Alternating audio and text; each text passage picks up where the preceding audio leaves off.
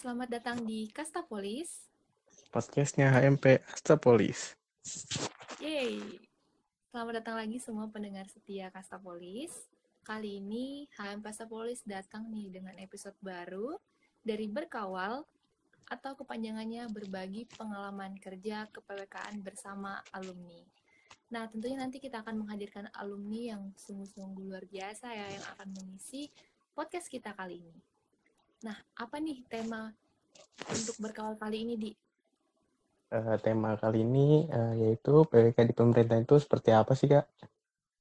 Ya, bener banget ya. Jadi tentunya bintang tamu kita akan dari alumni yang dari bidang pemerintahan, teman-teman. Oh ya, perkenalan dulu kali ya kita di. Iya, boleh. Oke deh, kenalin. Aku Virgilia dari PWK 2018 dan rekan aku. Arya Adis ya Budi dari PWK Angkatan 2019. Nah, itu dia perkenalan singkat dari kita, host dan co-host pada episode kali ini. Nah, langsung aja nih, tanpa mengulur waktu lagi, kita langsung memperkenalkan bintang tamu kita. Siapa nih ya, Di? Kak Silvi Rizkia. Halo, Kak. Halo Kak Halo, Selfie. halo Virgi, halo Aryadi. Halo, Gimana Kak. nih kabarnya kayak Selfie? Alhamdulillah baik, sehat. Kalian gimana? Alhamdulillah kita Alhamdulillah juga nih, bersehat. baik, Kak. Gimana nih Kak, sekarang lagi sibuk apa di saat-saat ini?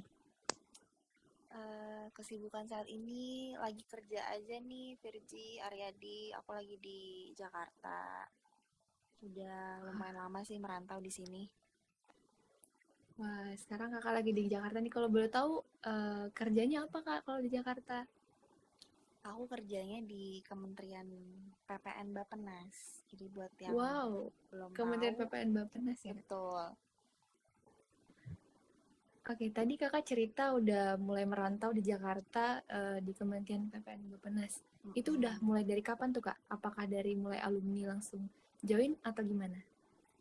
Kalau di Bappenas yang sekarang sih tahun ketiga ya teman-teman. Kalau waktu awal lulus sih belum di Bappenas. Ini kalau di Bappenas itu tempat kerja aku yang ketiga. Wah, jadi di uh, Kementerian PPN Bappenas ini adalah tempat kerja kakak yang ketiga. Berarti ada perjalanan-perjalanan sebelumnya tuh boleh tahu nggak kak di mana aja? Sebelumnya aku itu kan ITK 2013, lulusnya di 2017.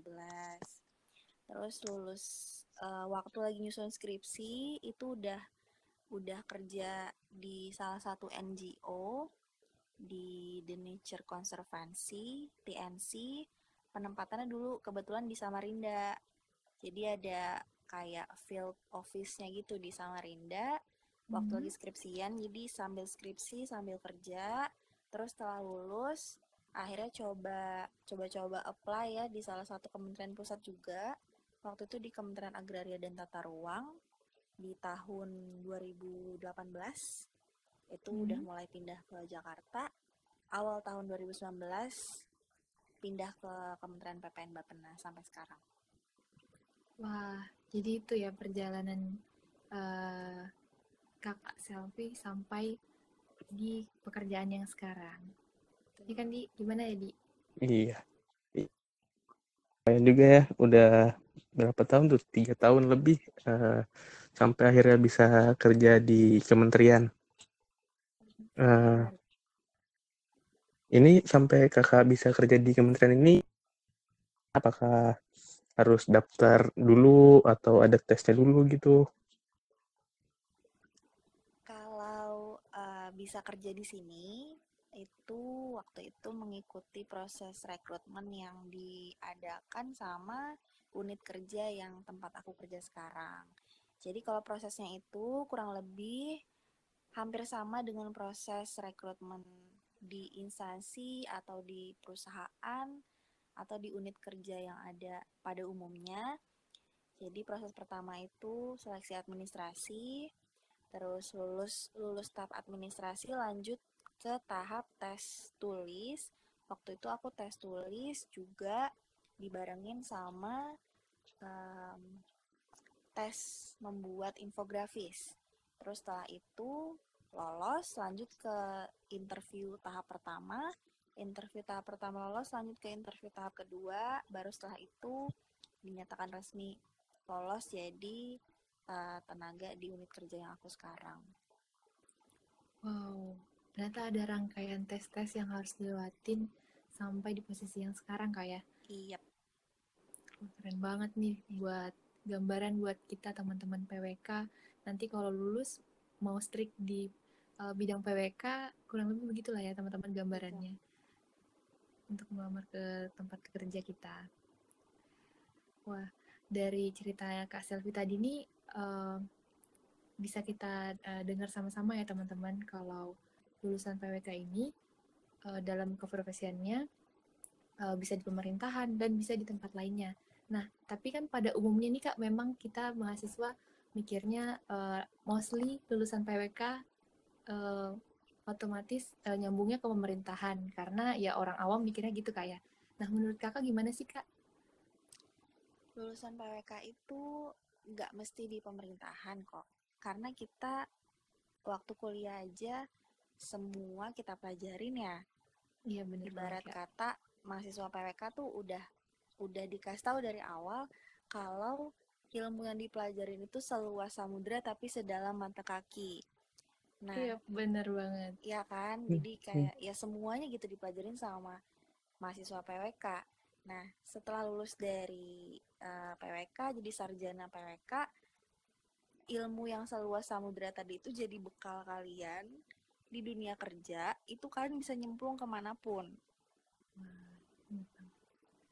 Wah, Ibaratnya tuh bisa nyemplung ke berbagai macam bidang gitu, nggak cuma pemerintahan ya. mm-mm. Pemerintahan pun kalian punya chance untuk nyemplung ke bidang-bidang yang cukup banyak di pemerintahan. Pemerintahan itu kan skupnya luas. Di dalam pemerintahan itu ada bidang-bidang kecil lagi di bawahnya. Ada bidang apa dulu nih? Bidang perencanaan pembangunan nasional kah? Bidang uh, PU kah? Atau bidang agraria kah? Bidang keuangan, kesehatan, lingkungan hidup itu kan banyak ya. Dan di Bener dalam banget. bidang itu pun di bawahnya ada lagi tuh Mm-mm. skup-skup kecilnya, ada sebagai perencana atau sebagai evaluator atau sebagai apa. Nah, kesempatan mahasiswa lulusan PWK itu kalian punya kesempatan yang besar untuk nyemplung di banyak banyak tempat istilahnya kayak gitu. Gak cuma pemerintahan, bisa di perusahaan swasta, bisa di kontraktor, bisa jadi pengusaha juga, bisa di bank, segala macem. Banyak lah, gak cuma di pemerintahan. Wah, keren banget nih. Jadi aku sampai merinding loh ya didengarnya. Karena Iya nih pas Kak. bagian Kak Selvi cerita kalau ilmu PWK seluas samudra itu bisa jadi bekal banget untuk kita kerja nanti di berbagai bidang. Bener kan ya? Keren-keren. Oke, lanjut Di, gimana nih? Oh iya Kak, yang dengerin kita bukan cuma dari mahasiswa PWK aja nih. Ada juga pendengar kita dari mahasiswa prodi arsitektur yang baru gabung nih dengan HMP Astapolis pada tahun 2020 kemarin. Menurut kakak, peluang lulusan dari prodi arsitektur ini apakah memiliki kesempatan buat ikut gabung Kementerian PPN atau Bappenas sih? Nah, kalau ada, uh, itu di bidang apa ya kak? Oke, jadi sekarang ada arsitektur ya baru ya di jurusan kita ya. Iya Bener kak. banget Kak. Kita Oh, sekarang oke. JTSP ada tiga prodi jadinya. Wow, keren banget ya, berkembang Makin banget nih. rame. Udah lama ya aku tuh lulusnya. Oke, buat teman-teman arsitektur, punya kesempatan apa enggak di kementerian punya. Kalian juga ada kok kesempatan di kementerian. Kalau misalnya kalian mau nyemplung di posisi misal seperti staf di tata bangunan dan perumahan, itu bisa Hmm. kalian di kementerian. Tapi kalau misalnya tujuan para lulusan arsitektur ini untuk sebagai bagian dari kontraktor, mungkin bukan di kementerian tempatnya. Tapi kalau Ada nggak Kak kesempatan di kementerian? Ada, cuman memang peluangnya dibandingkan dengan lulusan PWK tidak lebih banyak. Jadi kalau misalnya di Kementerian PPN Bappenas mungkin bisa nanti di unit kerja. Di Bappenas itu ada namanya Direktorat Perumahan dan Permukiman. Ada juga Baik. direktorat regional ya. Regionalnya tuh terbagi dari regional 1, 2, 3. Itu mungkin ada kesempatan unit kerja tersebut membuka lowongan lulusan arsitektur. Terus selain Bappenas, misal ada Kementerian Pekerjaan Umum dan Perumahan Rakyat, Kementerian PUPR. Di Kementerian PUPR itu juga setahu aku ada posisi untuk staf tata bangunan dan perumahan. Baik itu posisi PNS maupun non-PNS-nya. Nah, itu bisa juga menjadi kesempatan teman-teman lulusan arsitektur. Itu yang aku tahu ya. Kalau selebihnya mungkin ada beberapa lagi di kementerian lain, bisa eh, baca-baca lagi aja kesempatannya ada di mana aja. Oke, wah berarti teman-teman dari Prodi Arsitektur jangan ragu kalau misalnya nanti punya cita-cita buat di kementerian ya Kak ya. Betul. Nah, sesuai sama yang Kakak ceritain tadi, ternyata di arsitektur ada peluang juga di berbagai kementerian. Nah, kalau dari jurusan kita sendiri nih Kak, jurusan Teknik Sipil dan Perencanaan, ada PWK, ada Teknik Sipil, ada arsitektur. Bagaimana sih Kak kerjasamanya kalau di kementerian yang Kakak tempati sekarang atau yang Kakak ketahui mungkin di kementerian lain, kerjasama antar PWK, Teknik Sipil dan Arsitektur ini seperti apa ya Kak kalau dalam dunia kerja? Oke, kalau di dalam dunia kerja ya, sejauh ini selama aku kerja di kementerian, aku juga banyak bersinggungan dengan orang-orang teknik sipil di beberapa bidang, di beberapa kementerian. Jadi teknik sipil itu juga punya peluang yang cukup banyak loh di kementerian ya.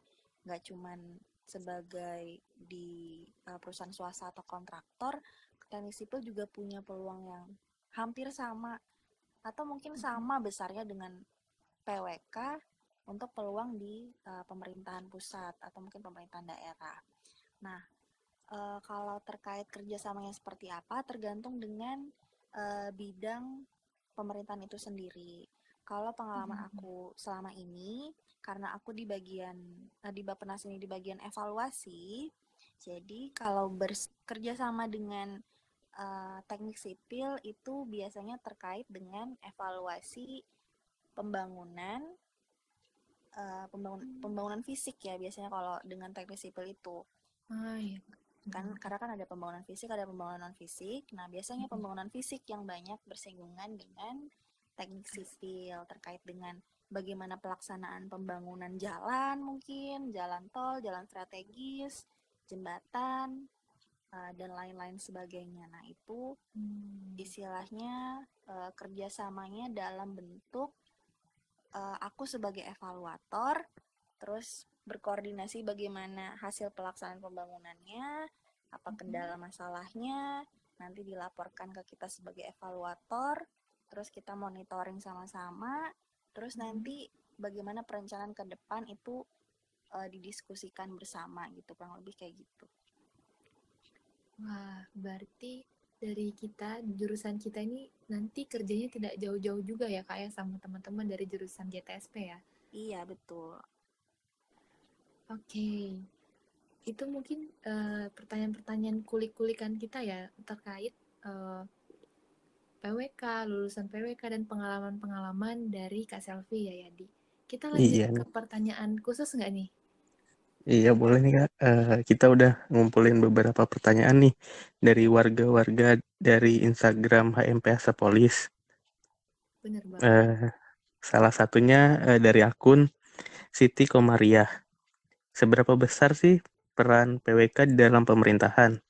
Apakah setiap elemen pemerintahan itu ada lulusan PWK-nya? Nah, gimana Oke. Kak? Ini langsung aku jawab aja ya. Langsung Iya, aja Bu. Kak. Oke, buat Siti Kowaria, makasih atas pertanyaannya ya. Terkait seberapa besar peran PWK di pemerintahan, nggak semua, tidak semua bidang pemerintahan itu ada PWK-nya. Jadi tergantung juga unit kerja atau peran dan fungsi si unit kerja yang ada di pemerintahan itu sendiri. Jadi kalau misalnya dia tentang mungkin lebih ke SDM, agak SDM di internal pemerintahan jarang ada PWK-nya ya. Terus kalau misalnya yang di bagian kayak misalnya di Bappenas itu ada Direktorat Pengairan dan Irigasi, itu agak jarang juga ada PWK-nya. Jadi tergantung konteksnya peran dan fungsi unit kerja itu apa. Kalau nyerempet dengan lulusan PWK itu seperti apa, itu biasanya ada PWK-nya. Tapi kalau misalnya nggak nyerempet dengan bidang studi PWK, biasanya juga nggak ada. Jadi nggak semua ada PWK di dalamnya pemerintahan. Oke, jadi itu jawaban dari Kak Selvi untuk Siti Korea tadi ya. Oke deh, kita lanjut. Ada pertanyaan lagi nih Kak. Apa tuh? Jadi dari pertanyaan-pertanyaan di Instagram ini sebenarnya ada banyak teman-teman. Cuma karena durasi dari podcast kita, jadi kita cuma tampung 2 pertanyaan dulu ya. Nah, pertanyaan selanjutnya ini dari akun Zahratu. Hai Kak, perkenalkan saya Zahratu dari PWK 2019. Izin bertanya nih Kak, kalau di pemerintahan itu, apakah alur substansi dalam pengerjaan dokumen perencanaannya sama saat berkuliah? Kalau misalnya tidak, seperti apa ya Kak perbedaannya? Terima kasih Kak. Oke, Zahra, makasih udah bertanya terkait alur. Kalau misalnya kalian bekerjanya contoh ya di Kementerian Agraria dan Tata Ruang, atau mungkin di Bapeda Provinsi atau di Bapeda Kabupaten Kota yang pekerjaannya menyusun RT/RW, RDTR, persis seperti yang kita kerjakan di kuliah. Untuk alur dan proses pengerjaannya ya. Walaupun memang di dunia kerja lebih kompleks lagi, karena di kuliah kan kita hanya belajar mudahnya gitu. Di dunia kerja lebih kompleksnya lagi, tapi kalian udah nggak akan kaget karena hampir sama dengan apa yang kalian dapat di kuliah, apa yang kalian kerjain di studio, itu hampir sama. Itu konteks kalau misalnya bekerja di pemerintahan yang tugasnya menyusun RT/RW, RDTR, dan segala macam. Tapi kalau misalnya kalian mungkin di bidang yang menyusun kebijakan, merumuskan kebijakan, mungkin harus belajar dari nol lagi, tapi tetap punya bekal perencanaan yang udah kalian pelajarin waktu kuliah. Jadi walaupun dari nol, bekal dasarnya itu udah punya gitu. Oke deh. Jadi itu ya jawaban untuk Zahratu.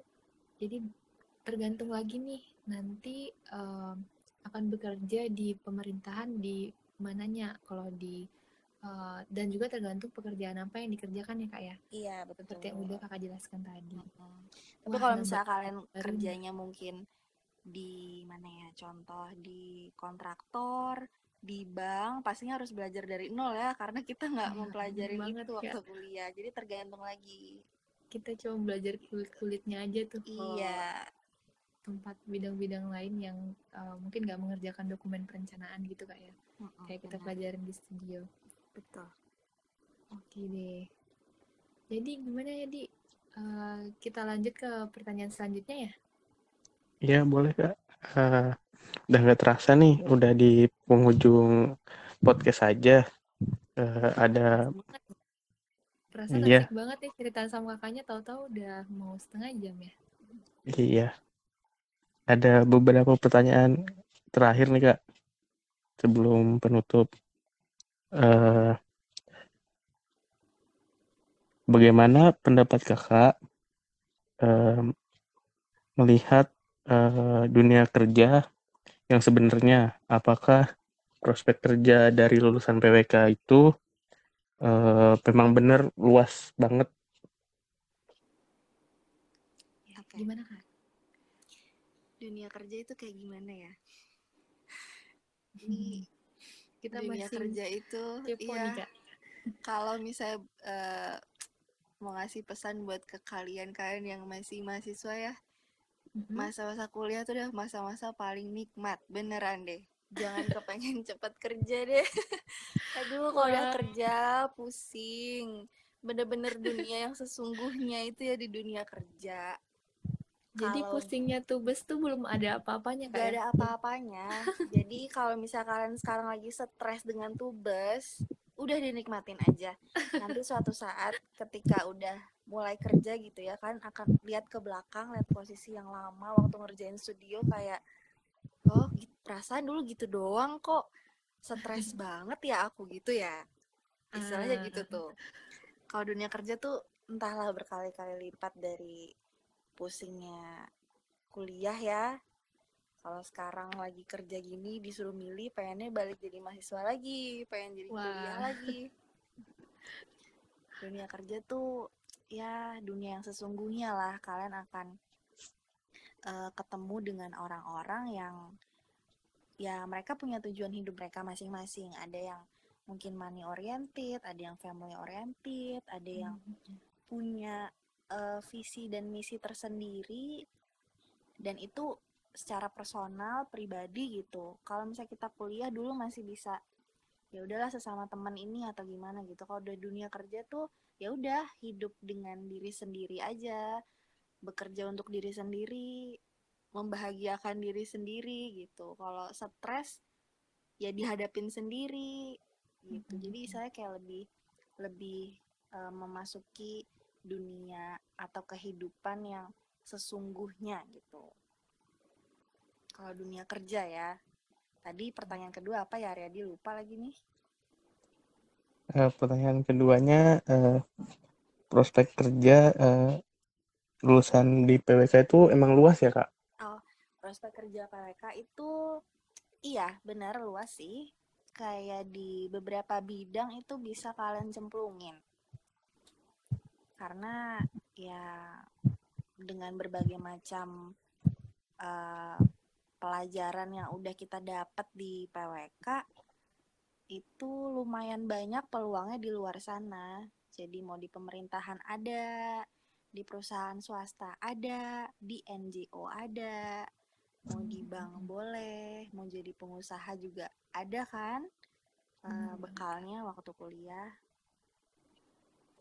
Ibarat kata nggak usah khawatir lah lulusan PWK sulit mencari pekerjaan itu pasti akan dilewatin.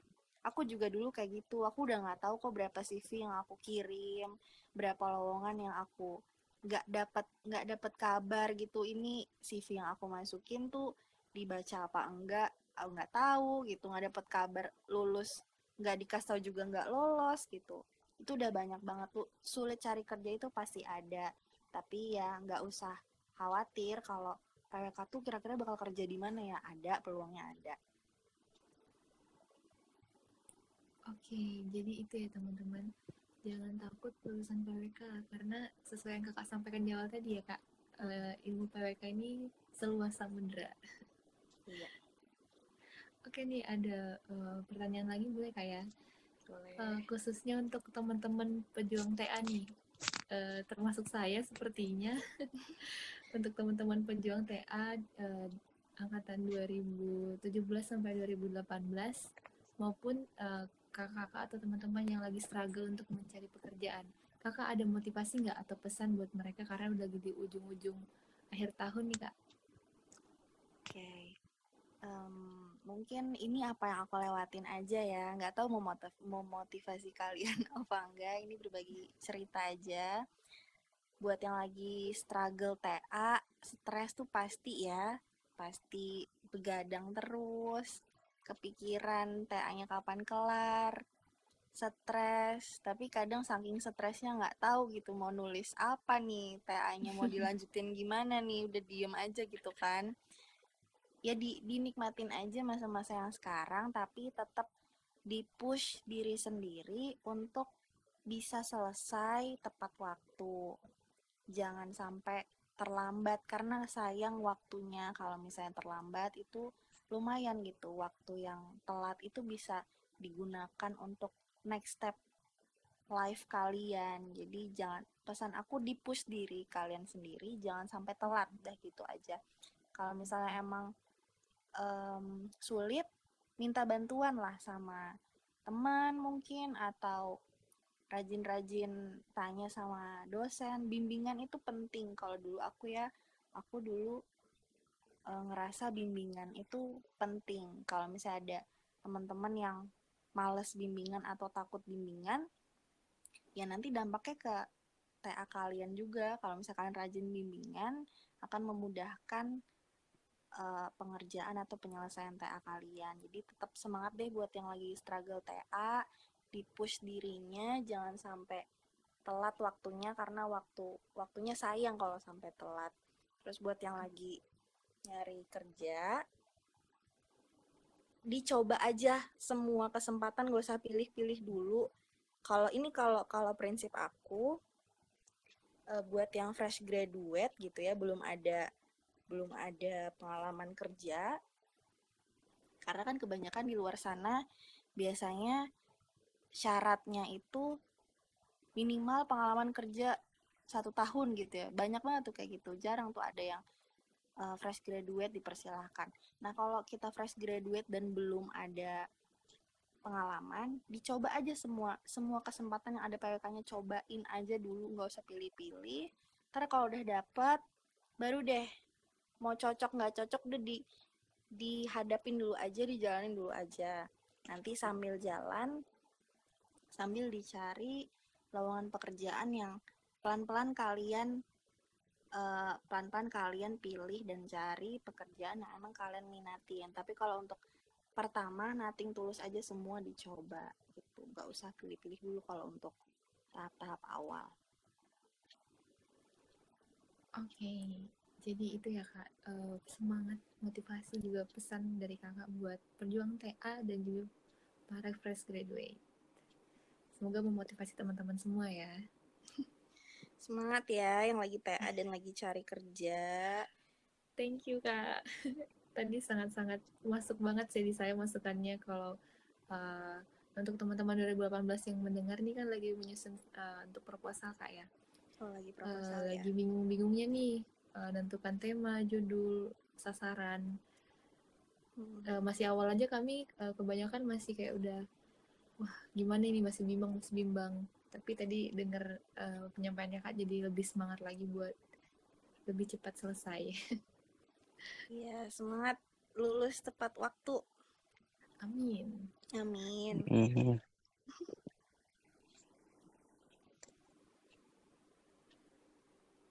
Terakhir nih deh, Kak. Tips nggak mungkin yang bisa Kakak berikan untuk teman-teman yang denger nih dalam menargetkan sesuatu agar bisa dicapai, Kak? Oke. Tipsnya ya. Iya. Tipsnya buat mencapai sesuatu, kalian misal mau mencapai sesuatu ya, kalian bayangin aja. Ini namanya juga kita biar mendorong diri sendiri untuk cepat mencapai itu ya. Kalian bayangin aja terusan enaknya kalau udah ada di posisi itu tuh apa gitu. Ini ngebayangin enaknya aja, nggak apa-apa buat nge-push diri sendiri. Misal mau pengen lulus cepat gitu, bayangin aja kalau udah lulus cepat enak, nggak ngurusin skripsi lagi, atau mungkin enak bisa santai-santai liburan atau gimana. Bayangin aja enak-enaknya. Terus misal punya cita-cita atau punya cita-cita jangka menengahnya pengen kuliah di luar negeri. Bayangin aja yang enak-enaknya kuliah di luar negeri. Ntar kalau misalnya kuliah di Jepang jadi bisa jalan-jalan, bisa bikin vlog, bisa apa segala macam, biar kalian itu termotivasi buat cepet ke goals yang kalian mau. Itu kalau aku pribadi ya, karena tiap orang beda-beda pastinya. Oke Kak. Wih. Jadi itu dia teman-teman, tips-tips dari Kak Selvi ya. Kalau teman-teman punya goals, silahkan nih kita coba.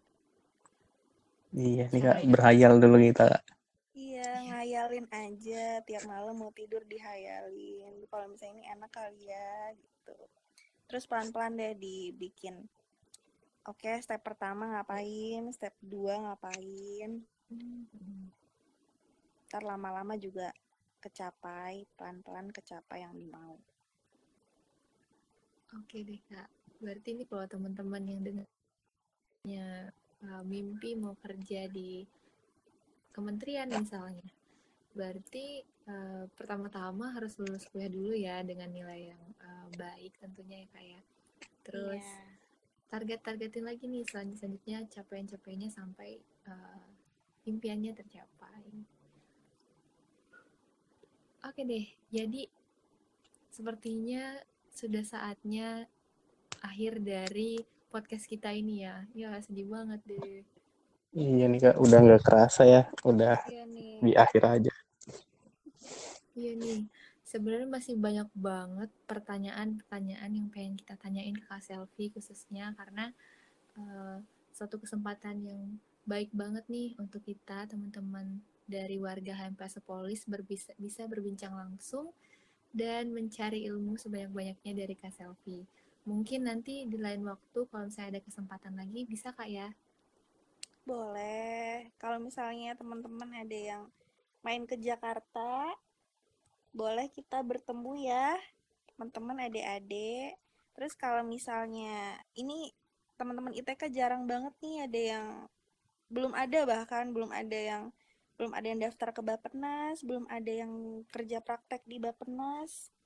Aku sangat senang loh kalau misalnya teman-teman adik-adik ada yang mau berkesempatan belajar di sini, mungkin kerja praktek atau magang atau gimana, aku bersedia membantu.